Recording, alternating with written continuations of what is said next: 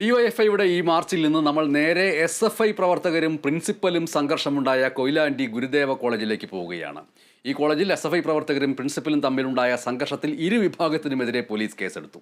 15ഓളം SFI പ്രവർത്തകർക്കും college പ്രിൻസിപ്പലിനും staff സെക്രട്ടറിക്കുമെതിരെയാണ് കേസെടുത്തത്.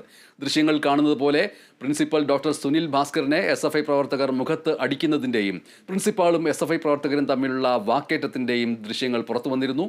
സംഘർഷത്തിൽ പരിക്കേറ്റ് principal doctor Sunil Bhaskar, staff secretary K P. Parameswaran, SFI area president BR. Abhinav എന്നിവർ കൊയിലാണ്ടി താലൂക്ക് ആശുപത്രിയിൽ ചികിത്സ തേടിയിരുന്നു. രണ്ടുപേരുടെ സംഭാഷണങ്ങൾ നമുക്ക് ഈ ദൃശ്യങ്ങൾക്ക് പിറകെ കാണുകയും കേൾക്കുകയും ചെയ്യാം. എസ്എഫ്ഐയുടെ ഭാഗം പറയുന്ന സംഭാഷണവും പ്രിൻസിപ്പലിൻ്റെ സംഭാഷണവും.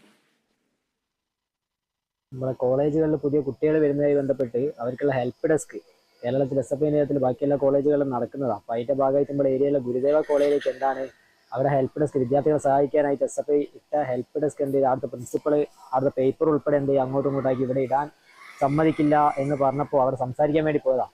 സംസാരിക്കാൻ വേണ്ടി പോയ സാഹചര്യം പ്രിൻസിപ്പളോട് സംസാരിച്ചു കൊടുക്കുമ്പോൾ നിങ്ങളാരാ വന്ന് സംസാരിക്കുക, ഗുണ്ടകളാണ് എന്നൊക്കെ പറഞ്ഞിട്ട് നായിൻ്റെ മോനെന്ന് വിളിച്ചിട്ട് ചെവിക്ക് അടിക്കുന്നൊരു സ്ഥിതി ഉണ്ടായിട്ടുള്ളത്.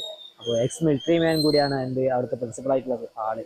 അപ്പോൾ അടിച്ചത് നല്ല ഷോട്ടിൽ നല്ല വീശി അടിച്ചതുകൊണ്ട് ചെവിൻ്റെ എന്ത് ചെയ്തിട്ടുണ്ട്, കർണപടത്തിന് ചെറിയ പൊട്ടലുണ്ടായിട്ടുണ്ട്. അപ്പോൾ ഇപ്പം സൗണ്ട് രണ്ടും തീരെ കേൾക്കുന്നില്ല, ചെവി തീരെ കേൾക്കാത്ത സാഹചര്യമുള്ള നല്ല പെയിൻ ഉണ്ട്. കോളേജിലെ കുറച്ച് കുട്ടികൾ ഹെൽപ്പ് ഡെസ്ക് ഇടണം എന്ന് എന്നോട് ആവശ്യപ്പെട്ടു. അപ്പോൾ ഹെൽപ്പ് ഡെസ്കിൻ്റെ കാര്യം ഞാൻ പറഞ്ഞു 12 മണിക്ക് മന്ത്രി വിളിച്ചതിന് ശേഷം മന്ത്രി കാര്യങ്ങൾ പറഞ്ഞ് മനസ്സിലാക്കിയതിന് ശേഷം നമുക്ക് ആലോചിക്കാം. അപ്പോൾ എന്നോട് പറഞ്ഞു ഒരു 10 മിനിറ്റ് അവിടെ ഇരിക്കാനുള്ള സമയം കൊടുക്കണം. അതുമായിട്ട് ബന്ധപ്പെട്ട് പുറത്തുനിന്ന് ബെഞ്ചും ഡെസ്കും സാധനങ്ങളൊക്കെ ആയിട്ടാണ് വന്നത് കോളേജിൻ്റെ പ്രിൻസിപ്പളിന് മുന്നിലായിട്ട്. കാരണം ഈ 4 വർഷ ഡിഗ്രിയുടെ മുഴുവൻ കാര്യങ്ങൾ എല്ലാവർക്കും അറിയാവുന്ന ഒരു സാഹചര്യത്തിൽ എത്തിയിട്ടില്ല. അതുകൊണ്ടാണ് ഞാൻ പറഞ്ഞത് നിങ്ങൾ കാര്യങ്ങൾ മന്ത്രി പറഞ്ഞു തന്നതിന് ശേഷം മാത്രം നമുക്ക് മറ്റുള്ളവരിലേക്ക് കൊടുക്കാം എന്ന് പറഞ്ഞത്. ആ 10 മിനിറ്റ് സമയം അവരവിടെ ഇരിക്കുക. അതിനുശേഷം പുറത്തുനിന്നുള്ള കുറച്ച് ആളുകൾ, ഒരു 10-15ഓളം ആളുകൾ സംഘം ചേർന്ന് വന്നിട്ട് എൻ്റെ ഓഫീസിൽ കയറി ഓഫീസിനുള്ളിൽ വെച്ച് എന്നെ ആക്രമിക്കുകയാണ് ഉണ്ടായത്. എൻ്റെ കൈക്ക് നല്ല പൊട്ടലുണ്ട്, നല്ല വേദനയുണ്ട്, കഴുത്തിന് അടിച്ചിട്ടുണ്ട്, പുറകിൽ നിന്ന് അടിച്ചിട്ടുണ്ട്.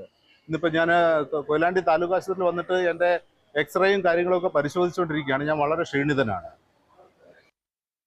എന്തായാലും കോളേജ് പ്രിൻസിപ്പലിനും എസ്എഫ്ഐ പ്രവർത്തകർക്കും അടിയും ഇടിയും കൊണ്ടിട്ടുണ്ട്. രണ്ടുപേർക്കും നല്ല വേദനയുണ്ട്, ക്ഷീണവുമുണ്ട്. ക്ഷീണം പെട്ടെന്ന് മാറട്ടെ, ഈ പ്രശ്നത്തിൽ പരിഹാരമുണ്ടാവട്ടെ, കാര്യങ്ങൾ അന്വേഷിച്ച് പോലീസ് അതിൽ ഒരു നടപടിയെടുക്കട്ടെ. നമ്മൾ ഇന്നലെ നടന്ന ഒരു പ്രധാനപ്പെട്ട ഒരു അപകട വാർത്തയുടെ തുടർച്ചയിലേക്ക് പോവുകയാണ്. തിരുവനന്തപുരം വെൺപാലവട്ടത്തുണ്ടായ വിചിത്രമായ ഒരു അപകടം, സ്കൂട്ടർ അപകടം. ആ അപകടത്തിൻ്റെ FIR ഇന്ന്